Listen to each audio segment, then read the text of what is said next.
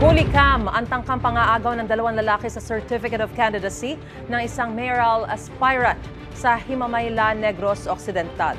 Papasok sa COMELEC office ang kampo ng aspirant na si Engineer Vicente Genova nitong Martes nang biglang hablutin ng isang lalaki ang folder na naglalaman ng COC. Isa pang lalaki ang tila balak ding makigulo.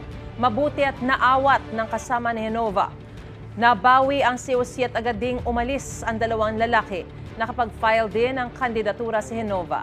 Iniimbestigahan na ng pulisya at COMELEC ang insidente.